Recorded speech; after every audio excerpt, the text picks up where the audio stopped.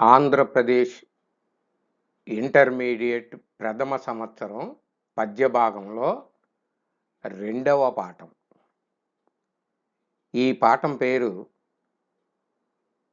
తిన్నని ముగ్ధ భక్తి. తిన్నని ముగ్ధ భక్తి. ఈ పాఠ్యభాగాన్ని చదివే ముందు విద్యార్థులు ఒక విషయాన్ని గమనించాలి. తప్పనిసరిగా ఇది గమనించి తీరండి.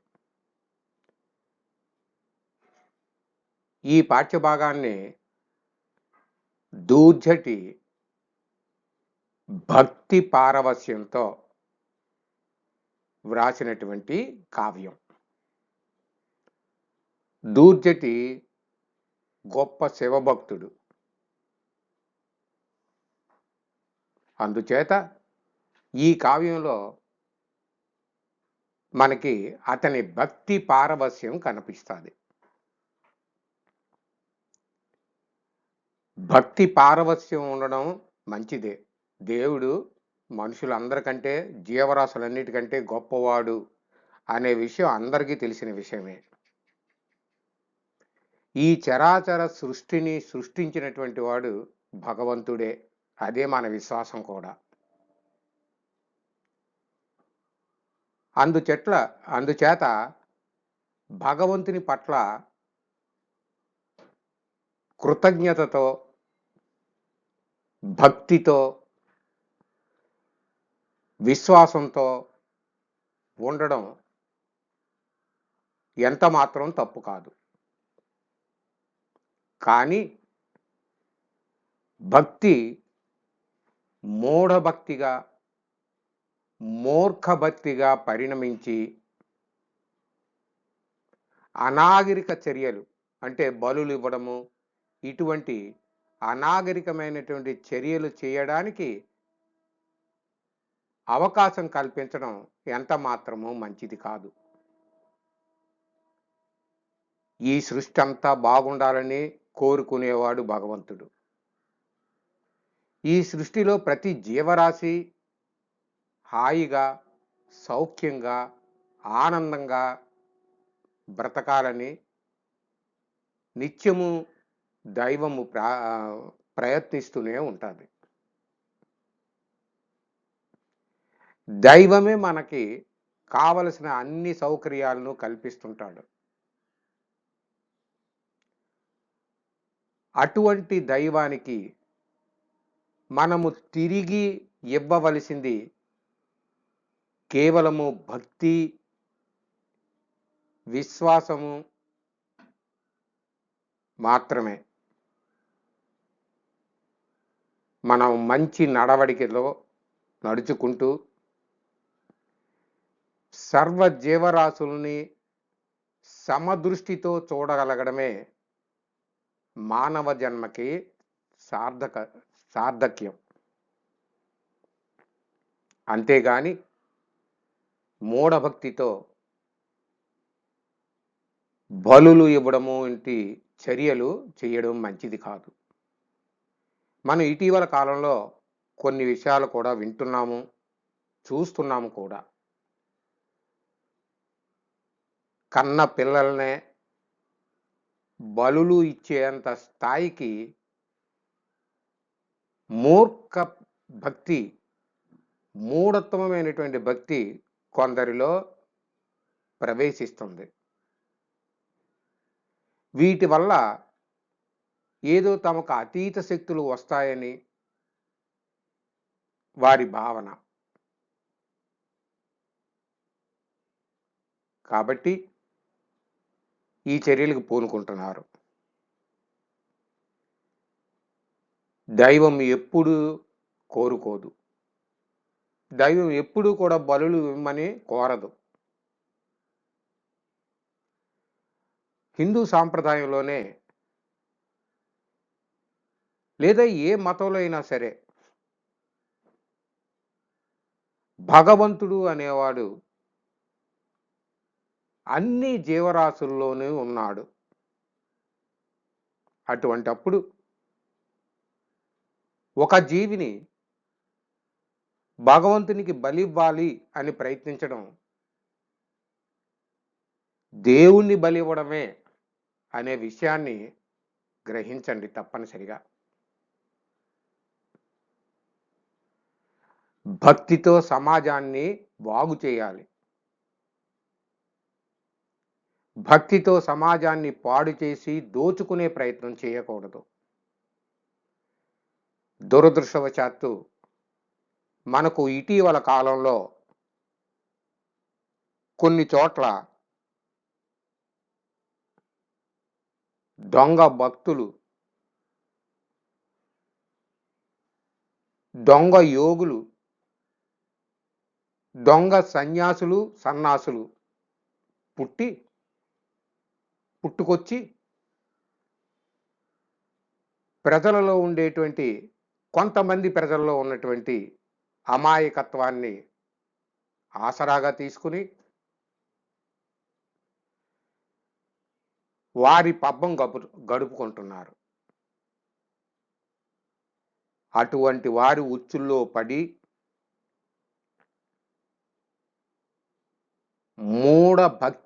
మూర్ఖమైన భక్తిని పెంచుకుని తమకు తాము నాశనం అయిపోవడమే కాకుండా సమాజాన్ని కూడా నాశనం చేసే పరిస్థితిని కల్పించొద్దని మరీ కోరుకుంటూ, ముఖ్యంగా విద్యార్థులు చక్కగా తమ ఆలోచన దృక్పథాన్ని పెంచుకుని భక్తి పారవస్యంతో, భగవంతుని యందు విశ్వాసంతో ఈ పాఠ్యభాగాన్ని చదవండి. సరే, పరీక్ష దృక్పథంతో ఎలాగూ చదువుతారు,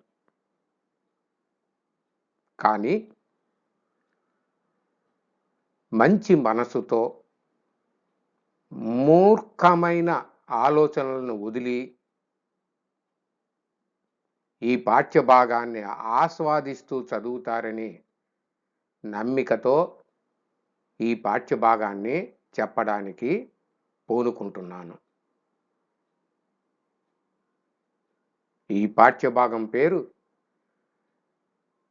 తిన్నని ముగ్ధ భక్తి. ఇది దూర్జటి చేత రచింపబడినటువంటి శ్రీకాళహస్తి మాహాత్మ్యము అనే కావ్యంలో తృతీయ ఆశ్వాసం నుంచి ఈ ప్రస్తుత పాఠ్యభాగము గ్రహించబడింది.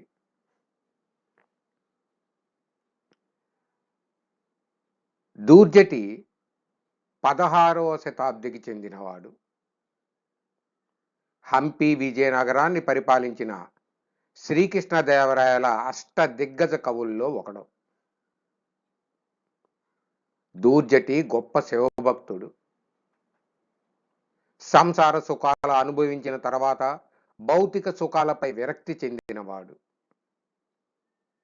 ఇతని తల్లి పేరు సింగము, తండ్రి నారాయణుడు.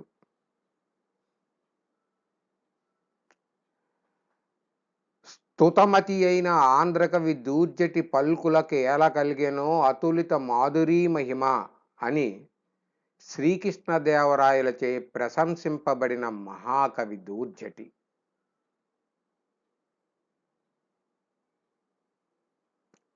దూర్జటి శ్రీకాళహస్తి మహాత్మ్యము, శ్రీకాళహస్తీశ్వర శతకము అనే కావ్యాలు రచించారు.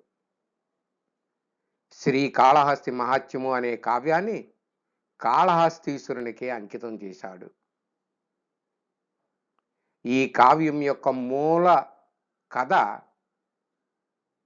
స్కాంద పురాణంలో ఉంది. ఇది ఒక పుణ్యక్షేత్ర మాహాత్మ్య కావ్యము. ఈ కావ్యము 4 ఆశ్వాసాలతో 756 గద్య పద్యాల చంపు ప్రబంధము.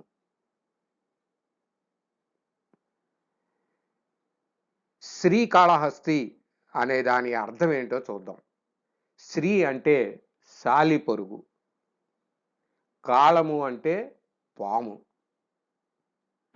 హస్తి అంటే ఏనుగు.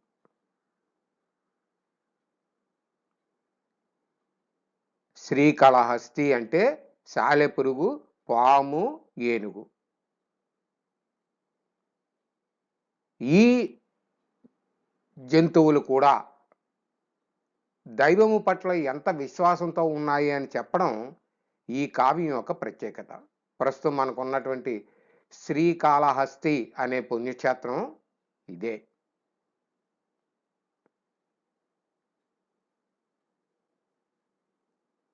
మనం ఇప్పుడు ఈ కావ్యాన్ని గురించి చదవబోతున్నాం. శ్రీకాళహస్తీశ్వర మహత్యము అనే కావ్యంలో ఉండే తృతీయ ఆశ్వాసాన్ని మనం చదవబోతున్నాం. పాఠ్యభాగ సందర్భం. బాహుదా నదీ తీరంలో పొత్తపినాడు అనే ప్రాంతంలో ఉడుమూరు అనే బోయపల్లి ఉండేది. ఆ పల్లెకు రాజు నాథనాథుడు.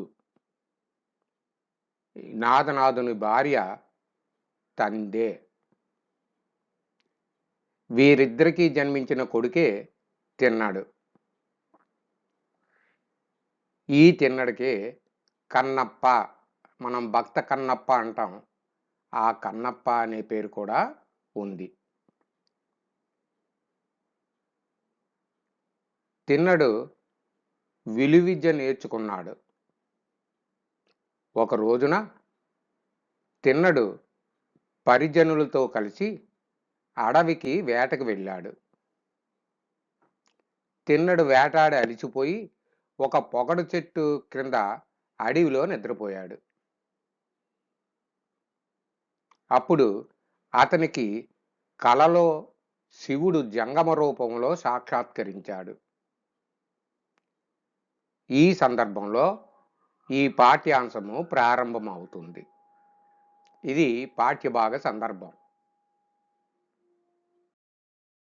ఇక పాఠ్యభాగ సారాంశం ఏంటో పరిశీలిద్దాం.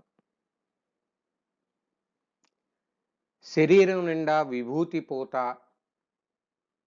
పులితోలు వడ్డాణం, ఎర్రని జడలు, నిశ్చలమైన నేత్ర పద్మాలు, కౌపీనం, పుర్రెల దండ, కంఠంలో శివలింగం ధరించిన ఒక ప్రభువు తిన్నడి కలలో కనిపించి, ఓ పిల్లవాడా, ఇక్కడ శిలాపటం మొదట్లో, శిలాపటం అంటే కల్జువ్వి చెట్టు మొదట్లో కొండ దగ్గర సువర్ణముఖరి నది ఒడ్డుపై భక్తుల పాలిట పెన్నిది అయిన పార్వతీపతి ఈశ్వరుడు నివసిస్తున్నాడు.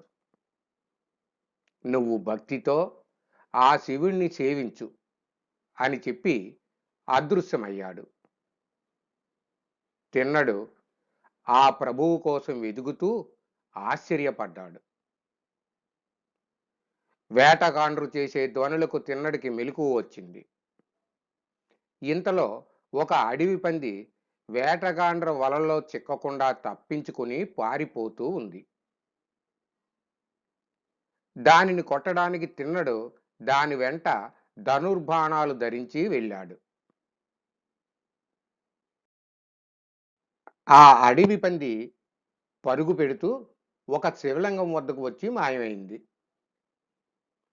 కలలో కనబడిన ప్రభువు చెప్పిన మాట తనను శివుని వద్దకు తెచ్చిన పంది కూడా శివుని మాయే అని తిన్నడు భావించి శివలింగానికి సాష్టాంగ నమస్కారం చేసి చేతులు జోడించి, ఓ స్వామి శివ, పులులు సింహాలు తిరిగే ఈ అడవి మధ్యలో నీవు ఇల్లు ఏ ఆశతో కట్టుకున్నావు? నీకు ఆకలి వేస్తే కూడు నీరు ఎవరు తెస్తారు? నేను వేటాడి తెచ్చిన పందులు, లేళ్ళు మాంసాన్ని మా అక్కలు బాగా వండి పెడతారు, పిట్టలను కూడా వండుతారు. కాబట్టి మరో మాట చెప్పకుండా మా ఊరికి రా. నీకు పరమాన్నానికి మా ఊరిలో వివిధ రకాలైన బియ్యములు, చమరీ మృగాల పాలు ఉన్నాయి. అనేక రకాల తేనెలు, దానిలో ముంజుకుని తినడానికి నింజెట్లు ఉన్నాయి. మా చెంచతలు అనేక రకాల పళ్ళు తెస్తారు. నేను నీకు వాటిని అందిస్తాను. మా ఊరికి దయచేసి రావయ్యా. బ్రతకడానికి ఇల్లు, వాకిలి, స్నేహితులు, బంధువులు, భార్యాపుత్రులు ఉండాలి. మా పల్లెలో నీవి కోరినవన్నీ ఉన్నాయి. నీకు వాటిని సమృద్ధిగా ఇస్తాను. ఒంటరిగా ఉండకుండా మా ఊరికి రా. తమ విలాసపు చూపులతో మన్మధుని తిరిగి పుట్టించగల అందమైన బోయ స్త్రీలను నీకు ఉపచారాలు చేయడానికి ఇస్తాను. నా మాట ఆదరించి నాతో రా. లేదా నీతోనే లోకం అనుకుని నేను ఇక్కడే ఉండిపోతా. నిన్ను బాధించను అంటూ తిన్నడు శివుణ్ణి తన ఊరికి రమ్మని పిలిచాడు. తిన్నడు వెంట వచ్చిన బోయవారు తిన్నడి జాడను తెలుసుకుని అతని దగ్గరికి వచ్చి, అన్నా, నిన్ను ఆయాస పెట్టి ఇక్కడికి తీసుకువచ్చిన పంది ఏమైంది? నీవు కన్నీరు కార్చడానికి, మాతో మాట్లాడకపోవడానికి కారణం ఏమిటి? వేట కోసం వచ్చి నీవు ఇలా ఉంటే మీ తల్లిదండ్రులు బాధపడతారు. నిన్ను పట్టి వేట కుక్కలు వచ్చి నీ చుట్టూ తిరుగుతున్నాయి. నీవు వాటిని కూడా చూడడం లేదు. వేట కోసం తెచ్చిన వలలను, తాళ్లను చుట్టగా చుట్టడం లేదు. చంపిన జంతువుల్ని ఒకచోట చేర్చడం లేదు. విడివేట పిట్టలకు మేత పెట్టడం లేదు. వేట ముచ్చట్లు మీ నాన్నగారికి తెలపలేదు.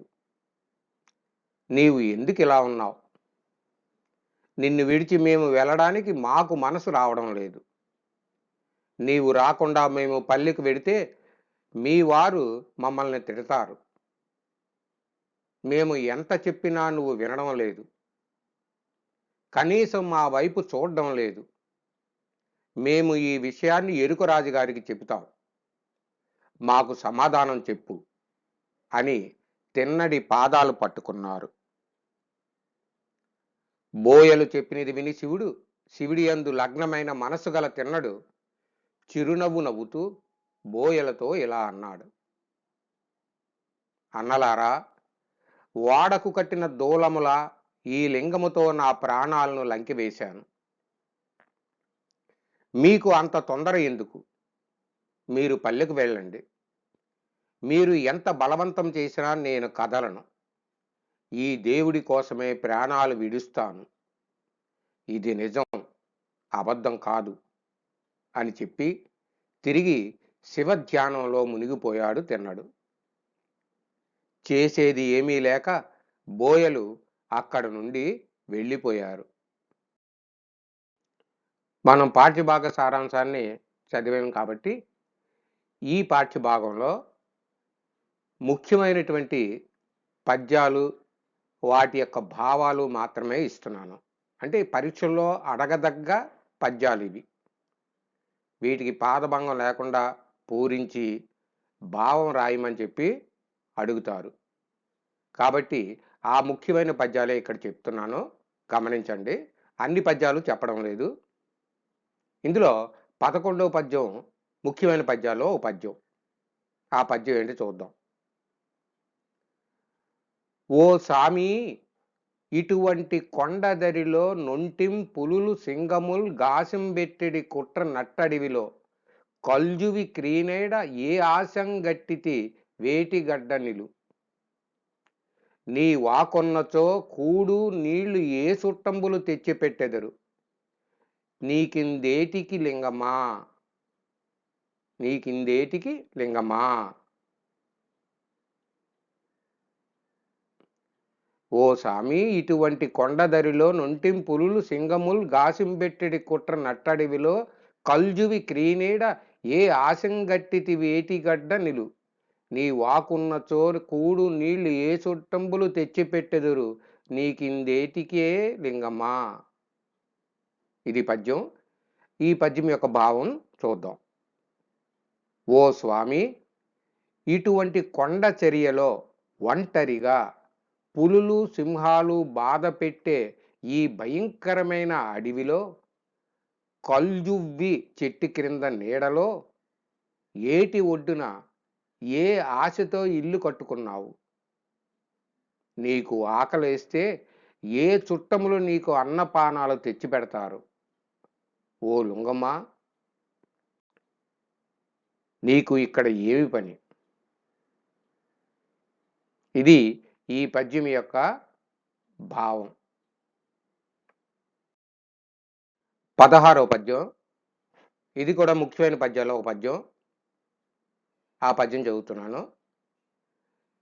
ఇల్లో ముంగిలియో అనుంగుజెలులో ఈడైన చుట్టంబులో ఇల్లాలో కొడుకో ధరింపవశమే ఏ పోడుముల్ లేక మా పల్లెంగోరిన వెల్లనుంగలవు తెప్పల్గాగ నీకిచ్చేదన్ జెల్లంబో ఇట నొంటి నుండ కటు విచ్చేయంగదే లింగమా. ఇల్లో ముంగలియో అనుంగుజెలులో ఈడైన చుట్టంబులో ఇల్లాలో కొడుకో ధరింపవశమే ఏ పోడుముల్ లేక మా పల్లెంగోరిన వెల్లనుంగలవు తెప్పల్గాగా నీకిచ్చేదన్ జెల్లంబో ఇట నొంటి నుండ కటు విచ్చేయంగదే లింగమా. ఈ పద్యానికి భావం చూద్దాం. ఓ లింగమా, ఇల్లు కానీ వాకిలి కానీ ప్రియమైన స్నేహితులు కానీ సాటి అయిన బంధువులు కానీ భార్య కానీ కుమారుడు కానీ ఉండాలి. ఇటువంటి అనుకూలతలు ఏమీ లేకుండా జీవితాన్ని ధరించడం సఖ్యం కాదు. మా పల్లెలో నీవు కోరినవన్నీ ఉన్నాయి. సమృద్ధిగా వాటిని నీకు ఇస్తాను. అయ్యో, ఒంటరిగా ఇక్కడ ఉండకుండా దయచేసి అటు మా పల్లెకు రావయ్యా. ఇది ఈ 16వ పద్యం యొక్క భావం. 28వ పద్యం. ఇది కూడా ముఖ్యమైన పద్యము. పద్యం చదువుతున్నాను.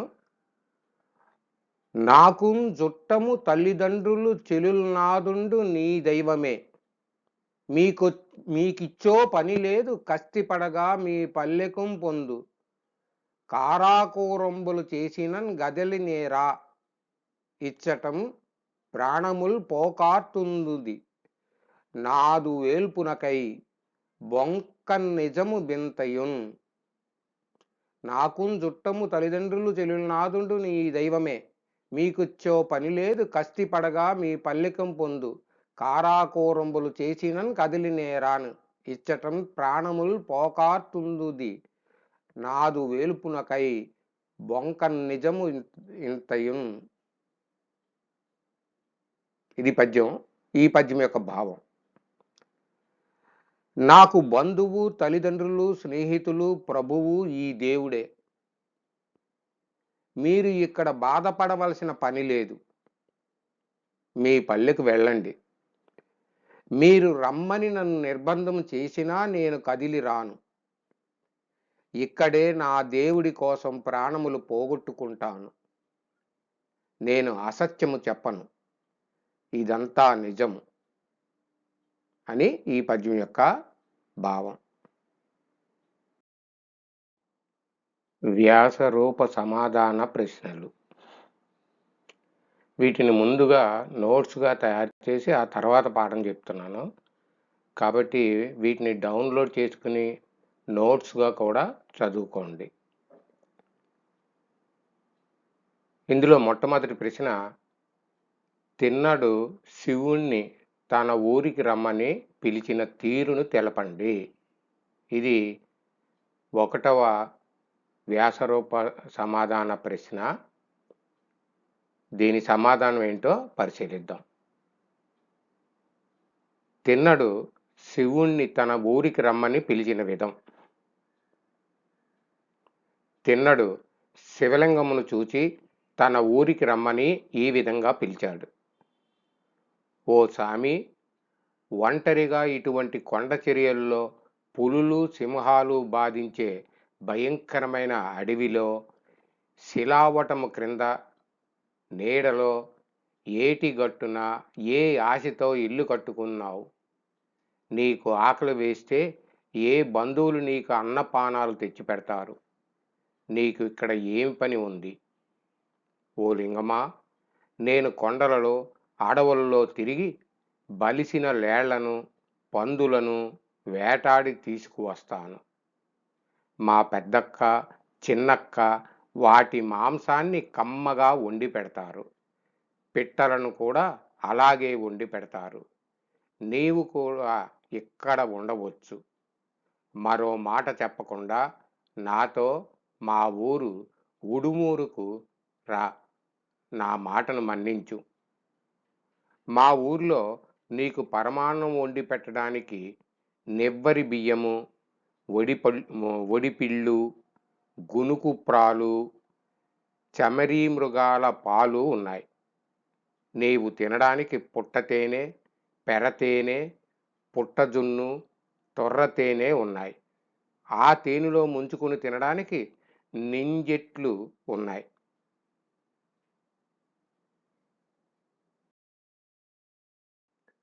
ఉడుమూరులో దొరికే పండ్లు: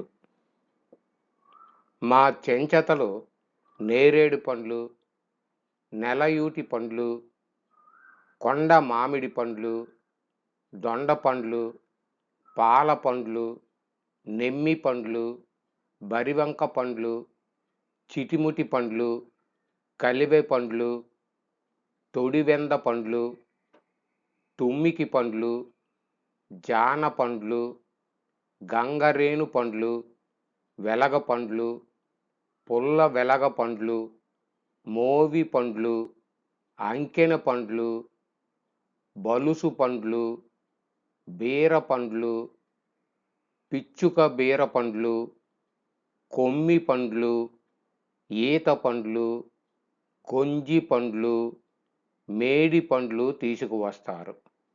నేను ఆ పండ్లను నీకు ఇస్తాను. మా ఊరికి రా.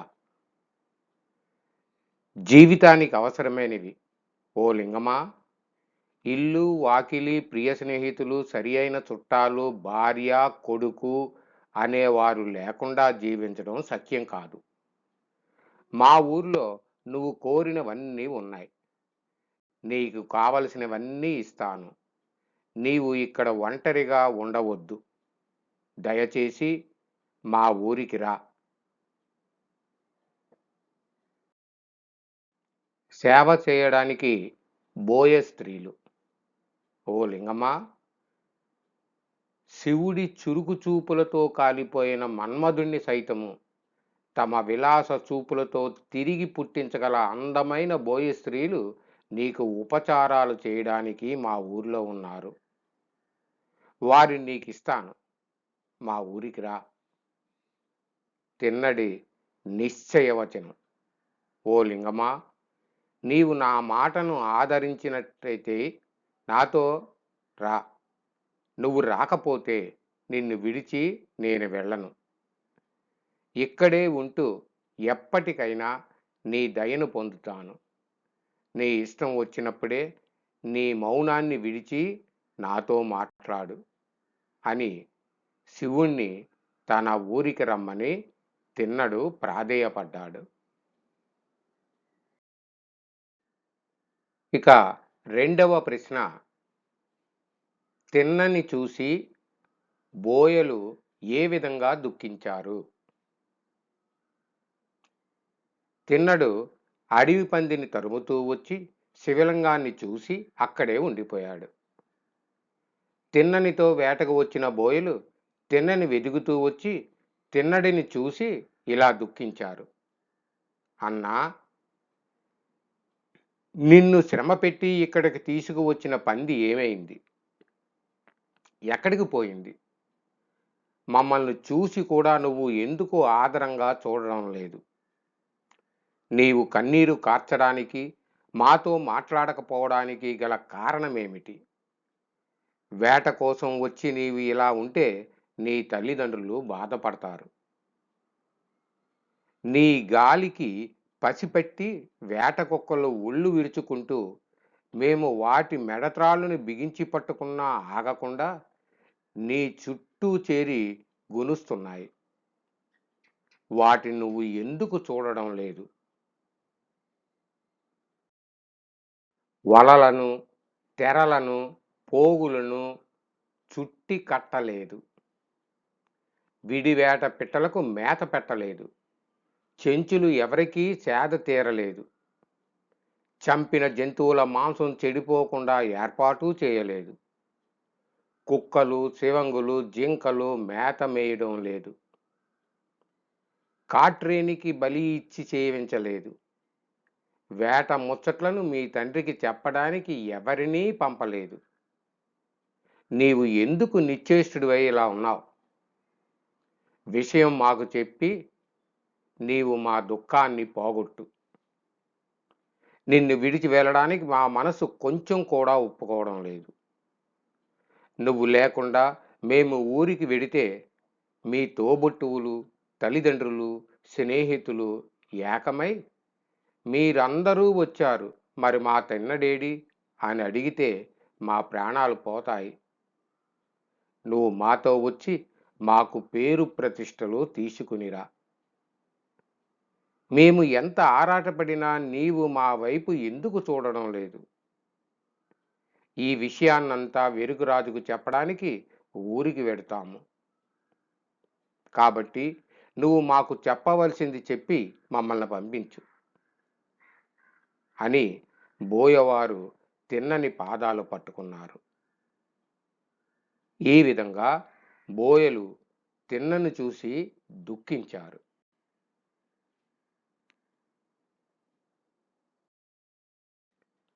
ఇక సంక్షిప్త రూప సమాధాన ప్రశ్నలు. ఇందులో చాలా ప్రశ్నలు, వాటి సమాధానాలు మనకు వ్యాస రచనల్లోనే ఉంటాయి. అయినా అందులో రావు, అందులో ఉండవు అని అనుకున్న వాటిని మనం కొన్నింటిని ఇక్కడ చెప్పుకుందాం. వ్యాసరూప ప్రశ్నలు బాగా చదివితే వాటిలోనే ఈ సంక్షిప్త రూప సమాధాన ప్రశ్నలు కూడా ఉంటాయని విద్యార్థులు గమనించండి.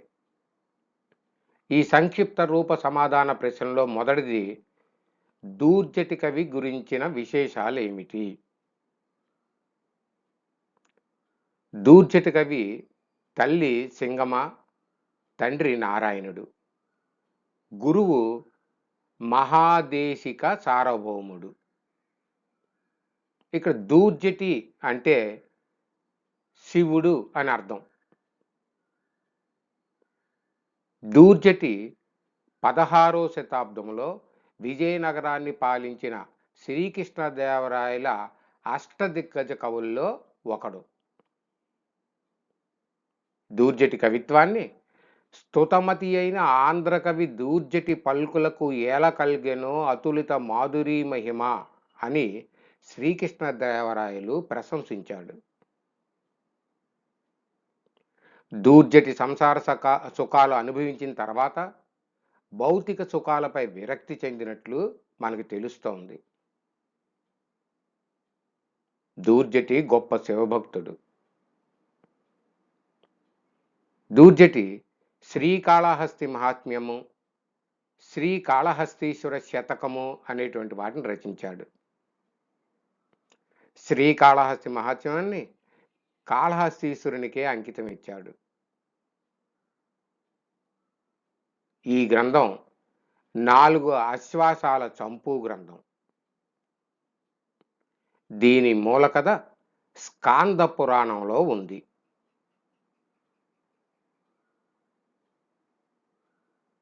ఇక రెండవ విషయాన్ని గమనించండి. తిన్నడు తెలిపిన పండ్ల రకాలను పేర్కొనండి అని ఒక ప్రశ్న. ఇంటికి రమ్మని పిలిచిన బోయిలకు తిన్నడిచ్చిన సమాధానాన్ని తెలపండి అని మరో ప్రశ్న ముఖ్యమైన ప్రశ్నలు. ఈ 2 ప్రశ్నలకి సమాధానాలు మన వ్యాసరూప సమాధానాల్లో ఉన్నాయి. అందులో ఉన్నవి రాస్తే సరిపోతుంది. కాబట్టి వీటిని మనం ప్రత్యేకంగా ఇక్కడ చెప్పుకోవడం జరగలేదు. వ్యాసరూప సమాధానాలు చదివిన వాళ్ళందరూ కూడా ఈ ప్రశ్నలు రెండింటికి సమాధానాలని వ్రాయవచ్చు. గమనించండి.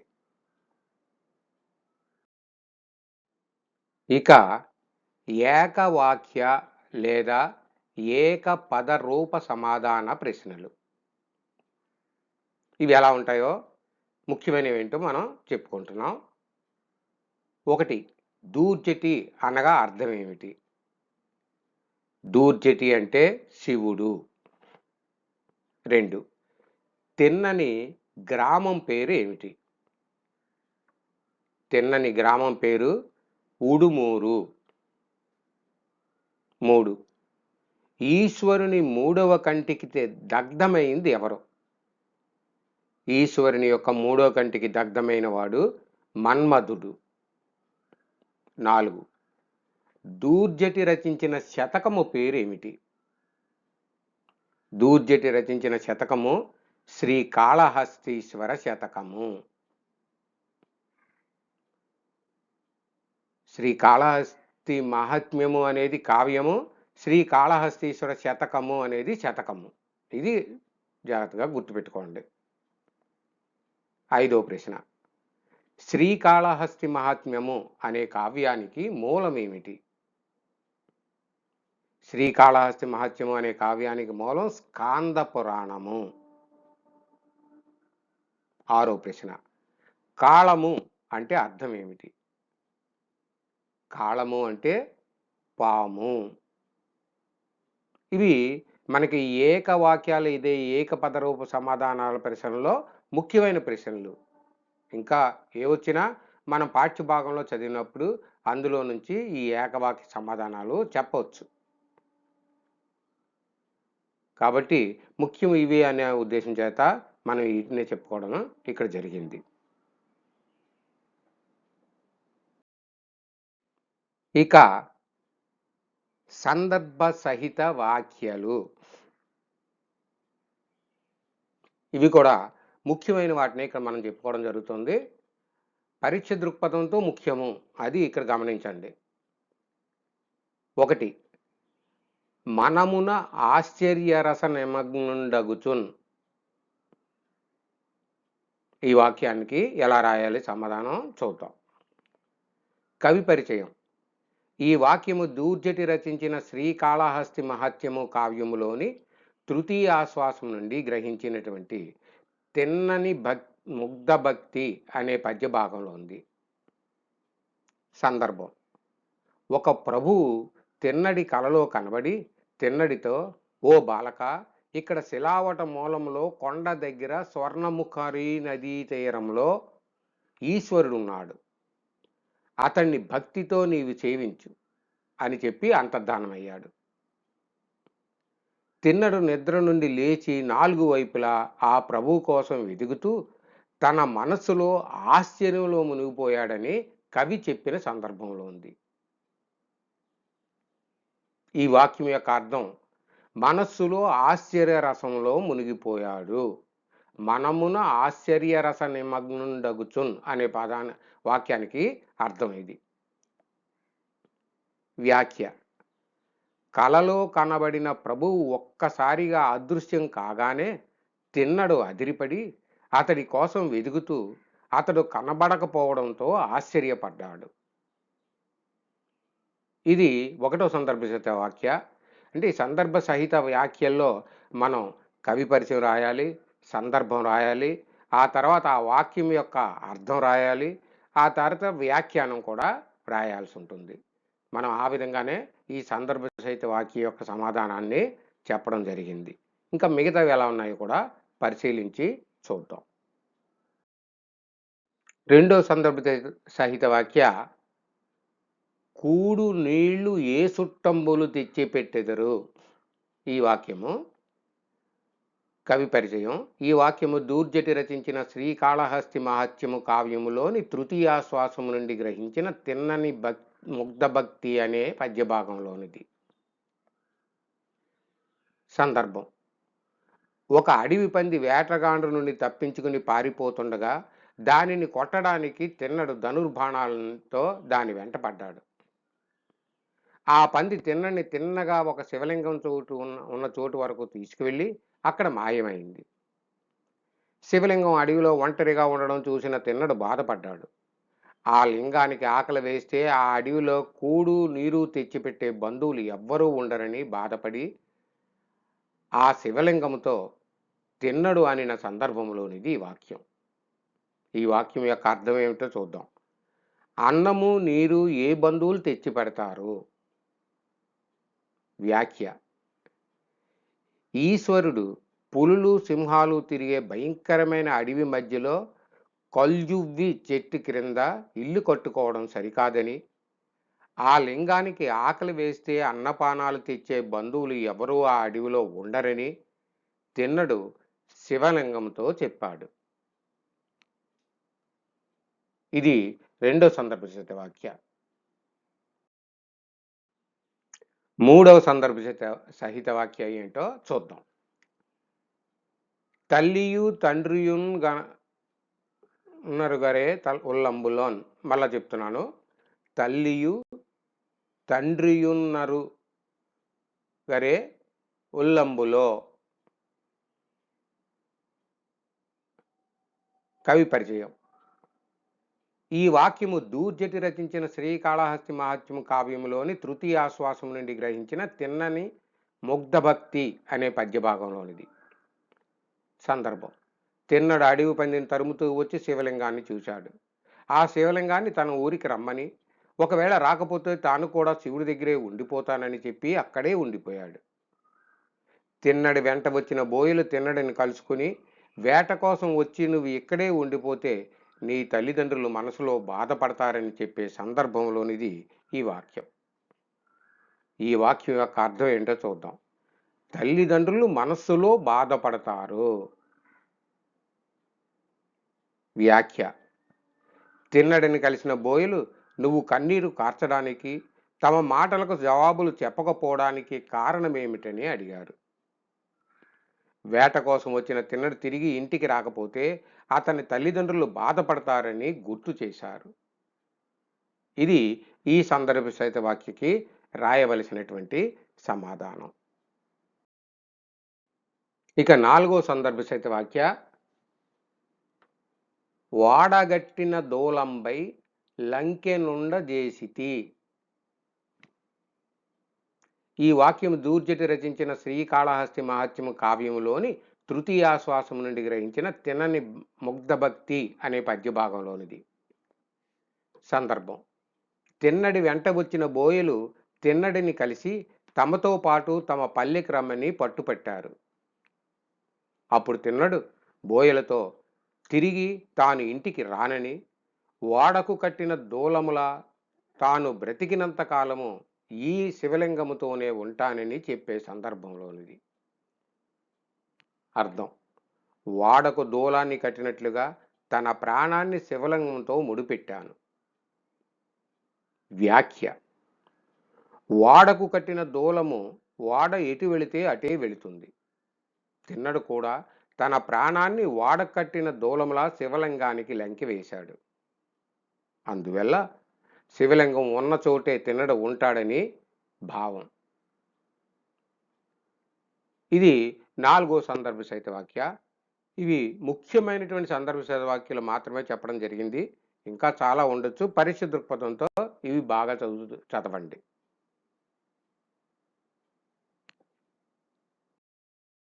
ఇక ఈ పాఠ్యభాగంలో ఉన్నటువంటి ముఖ్యమైన వ్యాకరణ అంశాలని పరిశీలిస్తున్నాం. సందులు. ఇవి కూడా ఈ పాఠ్యభాగంలో ఉన్నటువంటి సందులు, వాటిని చెప్పడం జరుగుతుంది. మీకు ఇంతకుముందే చెప్పాను, మీరు సందుల గురించి పూర్తిగా అన్ని సందుల గురించి తెలుసుకోవాలనుకున్నప్పుడు నా తెలుగోపాధ్యాయ ఛానల్లో ఒక్కొక్క సంధి గురించి వివరంగా ఒక్కోటి చెప్పడం జరిగింది. నేర్చుకోవాలని తపన ఉన్నవాళ్ళు అవి కూడా ఓసారి చూడండి, బాగా అర్థమయ్యే అవకాశం ఉంటుంది. ఇవి మన పాఠ్యభాగంలో ఉన్నవి మాత్రమే ఇప్పుడు చెప్తున్నాను. ఇందులో ఒకటోది ఉత్వ సంధి. ఇవి మన పాఠ్యభాగంలో ఉన్నవి కాబట్టి చెప్తున్నాను, గమనించండి. వడలందెల్లా అనే మాట, దీన్ని విడగొట్టడం ఎలా అంటే వడలందున్ ప్లస్ ఎల్లా. ఇది ఉత్వ సంధి. ఈ ఉత్వ సంధి యొక్క సూత్రం ప్రథమేతర విభక్తి శత్రువర్ధక సువర్ణమందున్న ఉకారమునకు సంధి వైకల్పికముగా నగు. ఇది సంధి సూత్రము. అంటే మనం ముందు పదం ఇచ్చినప్పుడు దాన్ని విడగొట్టి దాని యొక్క సంధి పేరు రాసి ఆ సంధి యొక్క సూత్రాన్ని మనం రాయాల్సి ఉంటుంది పరీక్షల్లో. కాబట్టి అది గమనించండి. ఆ విధంగానే నేను కూడా సమాధానాలు చెప్తున్నాను. ప్రథమేతర విభక్తి శత్రువర్ధక సువర్ణములందున్న ఉకారమునకు సంధి వైకల్పికముగా నగు. అది ఈ సంధి యొక్క సూత్రం. అంటే ఈ వడలందెల్లా అనే మాటకి సూత్రం ఇది. ఉత్వ సంధికి ఉండే సూత్రం మరొకటి కూడా ఉంది. అంటే కొన్ని పదాలకు ఆ సూత్రం వస్తుంది. అవి కూడా ఉదాహరణ ఇస్తున్నాను చూడండి. ఇట్లనియే, ఇట్లు ప్లస్ అనియే, ఇట్లనియే, ఇది ఉత్వ సంధి. దీని సూత్రం ఏంటయ్యా అంటే ఉత్తునకు అచ్చు పరంబగునప్పుడు సంధి అగును. ఉత్తునకు అచ్చు పరంబగునప్పుడు సంధి అగును. ఇట్లు ప్లస్ అనియే, ఇట్లనియే అనే రూపం ఏర్పడుతుంది.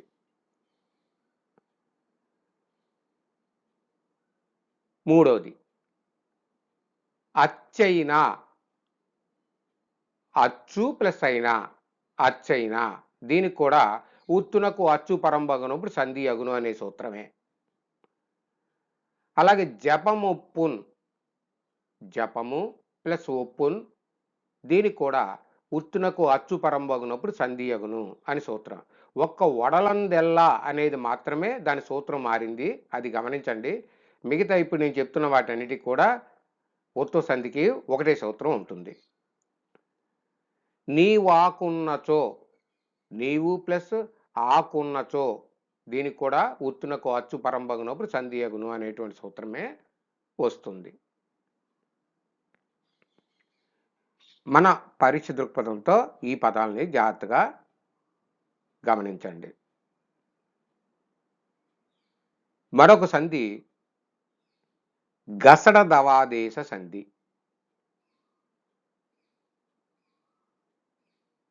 ఒకటి బలివెట్టి, బలి ప్లస్ పెట్టి, బలివెట్టి అని విడగొట్టాలి. దీని సంధి సూత్రం ఏంటి అంటే ప్రథము మీది పరుషములకు గసడ దవలు బహుళముగా నగు. ఇది ఈ సంధి యొక్క సూత్రం. ఇంకా కొన్ని ఉదాహరణలు ఇస్తున్నాను, మీరు ప్రయత్నించి చూడండి. అంతర్ధానము చేసిన, అంతర్ధానము ప్లస్ చేసిన, ఇక్కడ చేగా మారుతుందన్నమాట. నెక్స్ట్ ఉల్లంఘన చేసి, ఉల్లంఘన ప్లస్ చేసి, ఉల్లంఘన చేసి. సేదదేరు, సేద ప్లస్ తేరు, ఇందులో దేగా మారుతుంది అనమాట. సేదదేరు అనే పదం ఏర్పడుతుంది. అలాగే బలివెట్టి, ఇక్కడ బలి ప్లస్ పెట్టి ఈ ప అంటే పే వేగా మారుతుంది. ఇది గసడ దవాదేశ సంధి. ఇవి ముఖ్యమైనవి మనం ఇక్కడ పేర్కోవడం జరిగింది. సవర్ణ దీర్ఘ సంధి. వ్యాపకానంత అనే పదం, ఈ పదాన్ని ఎలా విడగొట్టాలంటే వ్యాపక ప్లస్ అనంత, వ్యాపకానంత. ఈ సంధి సూత్రం ఆ, ఈ, ఉ అరువులకు సవర్ణములైన అచ్చులు పరమైనప్పుడు వాటి దీర్ఘములు ఏకాదేశముగా వచ్చును. ఇది దీని సూత్రం. అంటే ఆ, ఈ ఊరులకు అవే అచ్చులు పరమైతే వాటికి దీర్ఘం వస్తుంది, దీర్ఘం ఏకాదేశంగా వస్తుంది అనేది ఈ సంధి యొక్క సూత్రం. ఇంకా కొన్ని ఉదాహరణలు చూడండి. ఆశాశాలు, ఆశ ప్లస్ ఆశలు, ఆశాశలు. హిమాచలము, హిమ ప్లస్ అచలము. చిన్మయాంగము, చిన్మయ ప్లస్ అంగము. కృపాపాంగుడు, కృపా ప్లస్ అపాంగుడు, కృపాపాంగుడు. ఇక్కడ పదం విడగొట్టేటప్పుడు జాగ్రత్తగా గమనించండి. కృపాపాంగుడు అని రాసినప్పుడు చాలా మంది చేసిన తప్పేంటి, కృప ప్లస్ అపాంగుడు అని రాస్తున్నారు. కృప కాదు, కృపా. అది ఆకారాంతం పదం, అది జాగ్రత్తగా గుర్తుపెట్టుకోండి. కృపా ప్లస్ అపాంగుడు, కృప ప్లస్ అపాంగుడు అని రాయకూడదు, గుర్తుపెట్టుకోండి. ఆ తర్వాత వృద్ధి సంధి. ఆత్మైక, ఆత్మ ప్లస్ ఏక, ఆత్మైక. ఇది వృద్ధి సంధి. ఇది ఈ సూత్రం ఏంటయ్యా అంటే, అకారమునకు ఏలు పరమైతే ఐకారము, ఓ అవులు పరమైతే ఔకారము ఏకాదేశంగా వచ్చును. ఇది వృద్ధి సంధి యొక్క సూత్రం. అంటే అకారానికి, అకారం అంటే ఇక్కడ ఏంటి, మొదటి పదం యొక్క చివర ఉన్న చివరి స్వరం ఆ అయ్యుండి, రెండో పదం యొక్క మొదటి అక్షరం ఏ గాని ఐ గాని అయితే అక్కడ ఐ మాత్రమే ఉంటుంది. అలాగే ఓ గాని ఔ గాని వస్తే అక్కడ ఔ మాత్రమే ఏకాదేశంగా వస్తుంది అని ఈ సంధి యొక్క సూత్రం యొక్క అర్థం. ఇది వృద్ధి సంధి. ఆత్మైక అనే పదాన్ని జాగ్రత్తగా గుర్తుపెట్టుకోండి. ఆత్మ ప్లస్ ఏక, ఆత్మైక. ఇది వృద్ధి సంధి. ఇక ఆత్వసంధి, ఇది మరో సంధి. వేడుకెల్లా, వేడుక ప్లస్ ఎల్లా, వేడుకెల్లా.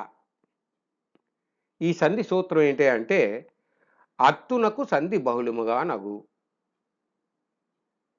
ఇది దీని సూత్రం. ఇంకో ఉదాహరణ చూడండి. వేటాడంగన్, వేట ప్లస్ ఆడంగన్, వేటాడంగన్.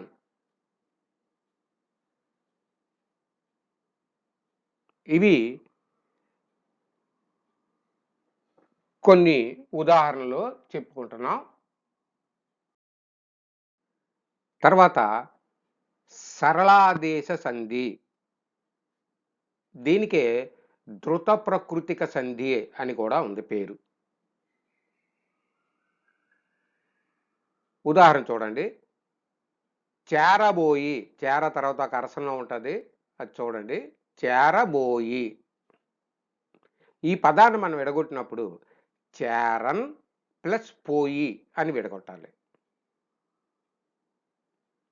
దీనికి సూత్రాలు రెండు ఉంటాయి, ఇది గమనించండి. ఈ రెండు సూత్రాల్లో ఎలా మారుతుందో చూడండి. ఒకటో సూత్రం, ధృత ప్రకృతికము మీది పరుషములకు సరళములకు. ఇక్కడ ధృత ప్రకృతికము అంటే ఏంటంటే నకారము అంతమందు గల పదము. అంటే నా చివర ఉంటే ఆ పదాన్ని ధృత ప్రకృతికము అంటాం. ఇక్కడ చేరన్, చేర తర్వాత న్ అనేటువంటి నకారం ఉంది కాబట్టి ధృత ప్రకృతికం.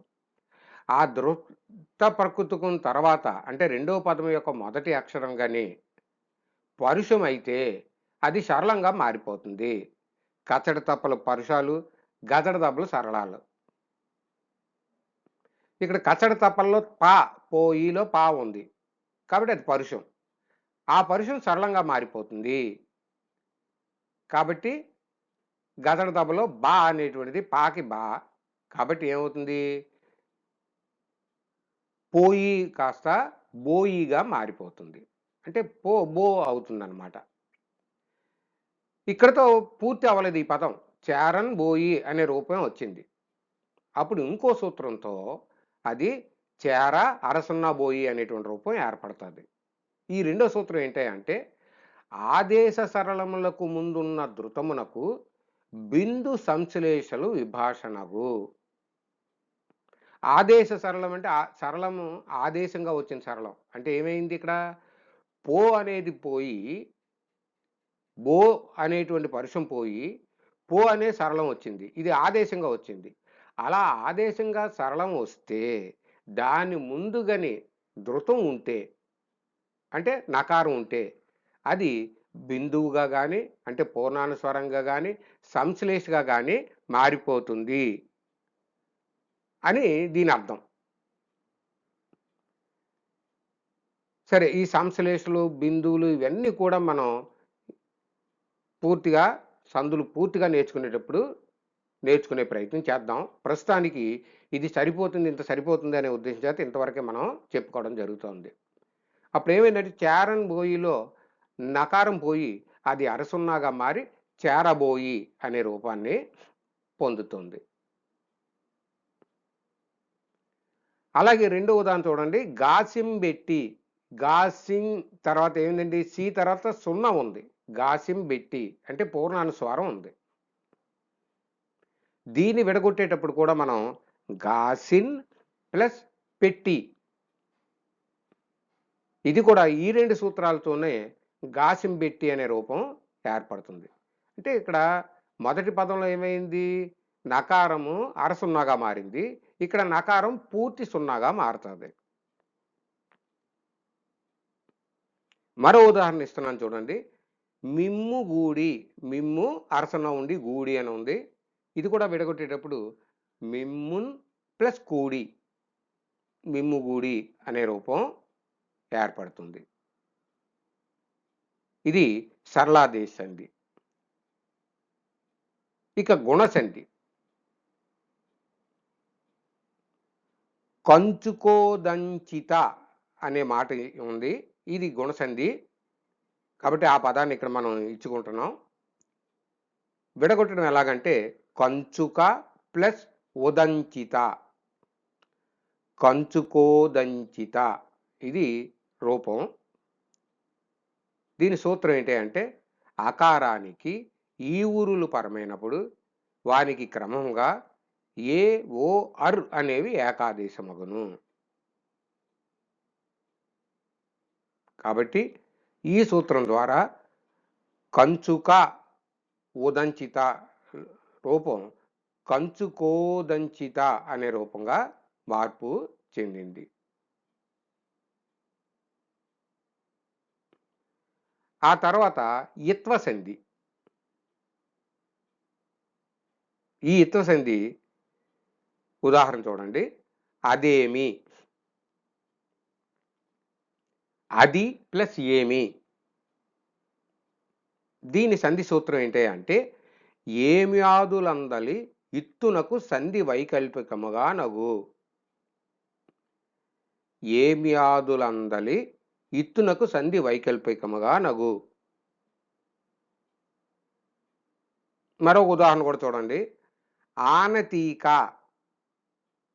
ఆనతి ప్లస్ ఈక,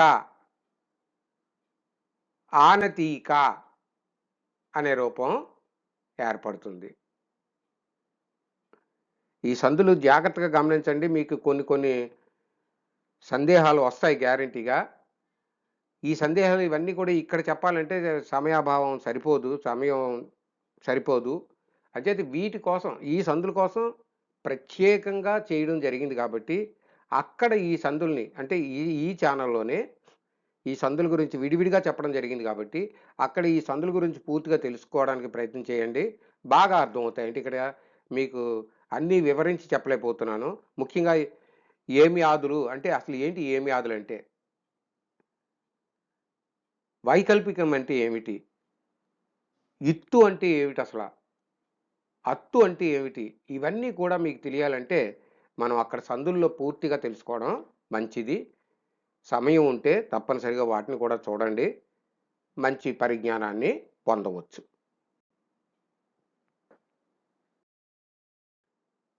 ఇక ఈ పాఠ్య భాగంలో ఉన్న ముఖ్యమైనటువంటి సమాసాలు ఏమిటి అనే వాటిని పరిశీలిద్దాం. ఇందులో ఒకటి నలుదిక్కులు, నాలుగైన దిక్కులు. అంటే విగ్రహ వాక్యము అంటే ఏంటంటే సాధారణంగా 2 లేదా అంతకంటే ఎక్కువ పదాలు కలిసి ఒక పదంగా ఏర్పడేటప్పుడు వాటి మధ్య ఉన్నటువంటి విభక్తి ప్రత్యయం లోపిస్తుంది. అంటే అది లేకుండా చెప్తాం. ఇప్పుడు ఈ విగ్రహవాక్యం ఏంటంటే ఆ లోపించినటువంటి విగ్రహవాక్యాన్ని కలిపి చెప్పడాన్నే, అంటే దాన్ని మళ్ళా యథాస్థానంలోకి చెప్పడాన్నే మనం విగ్రహవాక్యము అంటాం. 4 దిక్కులు అంటే 4 అనేది సంఖ్యకు సంబంధించింది ద్విగు సమాసం. మీకు ఆ తేడా తెలియాలి అని చెప్పడం కోసం 4 అయిన దిక్కులు అని చెప్పడం జరిగింది. 4 దిక్కులు అన్నా 4 అయిన దిక్కులైనా ఒకటే. కాబట్టి 4 అయిన దిక్కులు అనేది ద్విగు సమాసము. అంటే మన పరీక్షలో ఏం చేయాలి? నలుదిక్కులు అని ఇస్తే 4 అయిన దిక్కులు ద్విగు సమాసం అని రాయాల్సి ఉంటుంది. శార్దూల క్రోడములు, శార్దూలమును క్రోడమును, ఇది ద్వంద్వ సమాసం. ద్వంద్వం అంటే 2. ద్వంద్వ అంటేనే అర్థం అది. ద్వంద్వము 2. 2 నామవాచకాలు కానీ 2 సర్వనామాలు కానీ కలిసి ఒకటైతే అది ద్వంద్వ సమాసం అవుతుంది.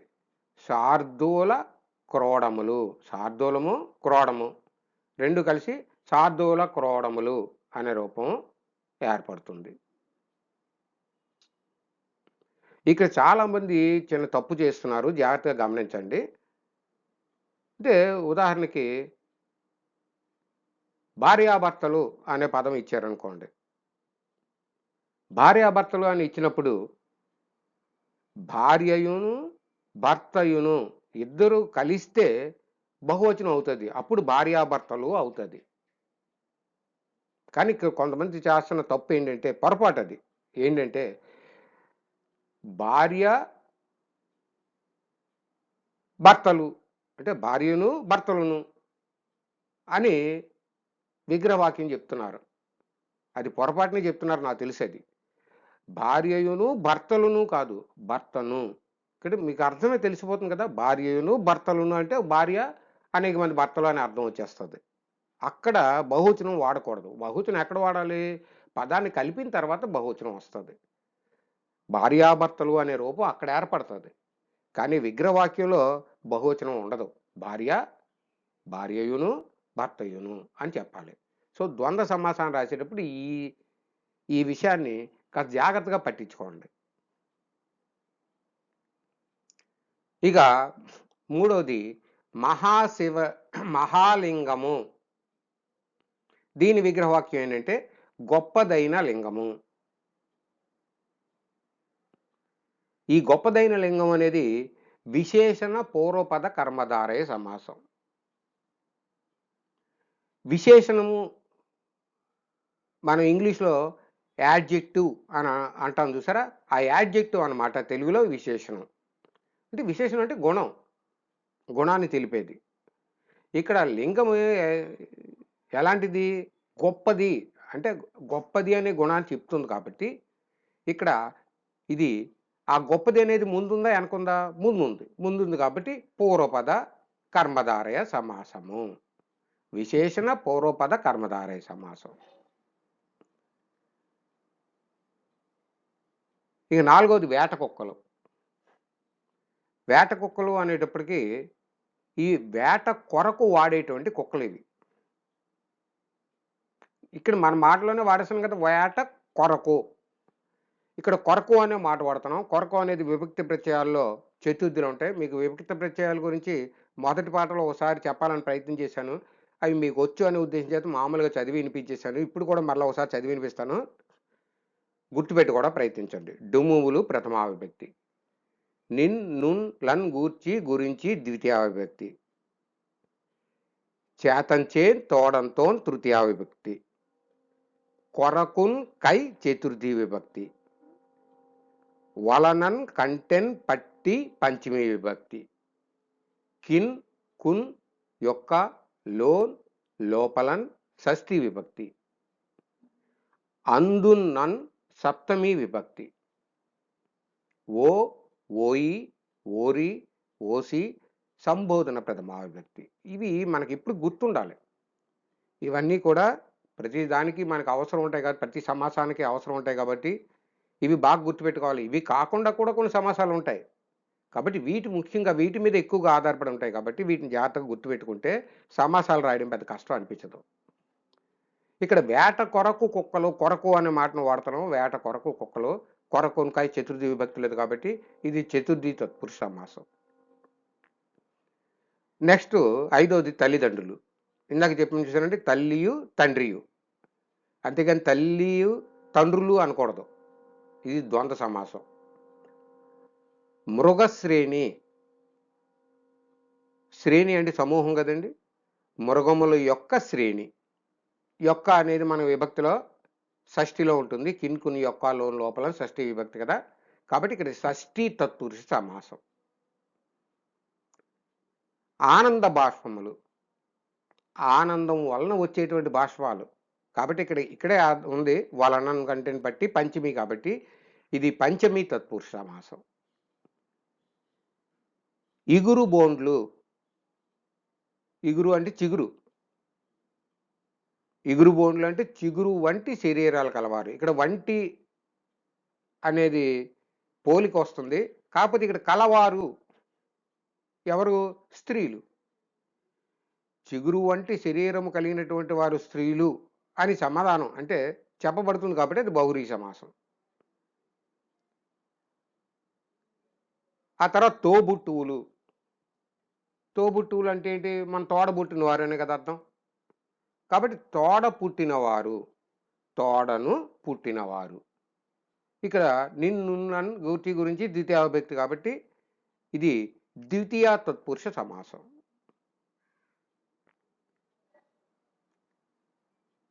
నెక్స్ట్ అవిద్యాద్వాంతము. అవిద్య అనే చీకటి. ద్వాంతం అంటే చీకటి. ఇక్కడ పోలిక చెప్తున్నాడు. ఆ పోలికలో రూపాన్ని ఆరోపించి చెప్తున్నాడు. ఒక రూపంని ఇంకో రూపంలో చెప్తున్నాడు. చీకటే అవిద్య, అవిద్యే చీకటి. అవిద్యాద్వాంతము. అవిద్య అనే చీకటి. ఇక్కడ అనెడి అనే రూపాన్ని ఆరోపిస్తున్నారు కాబట్టి ఇది రూపక అలంకారము, రూపక సమాసము. అలంకారాలు అయితే రూపక అలంకారం, సమాసంలో అది రూపక సమాసము.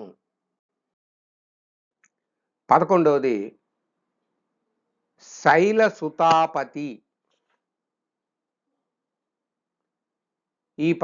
ఇది శైలసుతకు పతి. శైలసుత ఎవరు? శైలము అంటే పర్వతం. గిరిక హిమవంతుని యొక్క కూతురు. గిరికే పార్వతి. ఈ పర్వతము యొక్క సుతకు కూతురుకు పతి భర్త అంటే శివుడు, పరమేశ్వరుడు. శైలసుతకు పతి అంటే శైలసుతకు భర్త. ఇక్కడ కు అనేటువంటిది వాడుతున్నాం. శైలసుతకు ఇది షష్ఠిలో ఉంటుంది కాబట్టి ఇది షష్ఠి తత్పురుష సమాసం. ఇక 12వది హిమాచల తన యాదిపుడు. హిమాచల తన యాదిపుడు. ఇది కూడా ఇంచుమించుగా మొదటి దానికి అర్థం వచ్చేట్టుగానే ఉంటుంది. గమనించి హిమాచల తనయకు అధిపుడు. హిమాచల తనయ పార్వతి, ఆ పార్వతికి అధిపుడు. ఇది కూడా షష్ఠి తత్పురుష సమాసమే. తర్వాత శబర పొంగవుడు. పొంగవుడు అంటే గొప్పవాడు, శ్రేష్ఠుడు. శబర పొంగవులలో అంటే శబరులలో పొంగవుడు. ఇది కూడా షష్ఠి తత్పురుష సమాసమే. తర్వాత పాశ విముక్తుడు.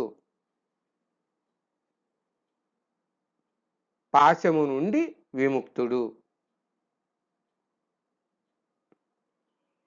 ఇది పంచమి తత్పురుష సమాసం.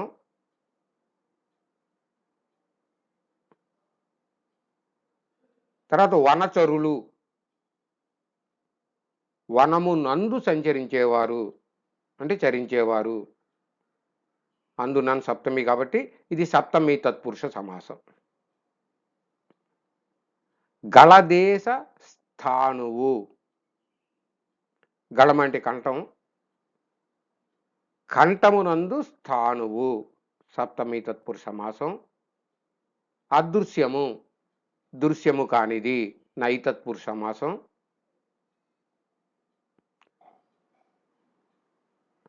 దృగబ్జాంతంబులు, దృగబ్జాతంబులు, దృగజాతము అంటే పద్మము, పద్మముల వంటి నేత్రములు. ఉపమాన ఉత్తరపద కర్మధార సమాసం. ఇక్కడ ఉపమానం జాగ్రత్త గుర్తుపెట్టుకోండి, బహురీ కాదు. పద్మముల వంటి నేత్రములు కలవాడు కాదు, పద్మముల వంటి నేత్రాలు ఇవి కాబట్టి ఉపమానం పోలిక చెప్పబడింది కాబట్టి ఇది ఉపమాన ఉత్తరపద కర్మధార సమాసం.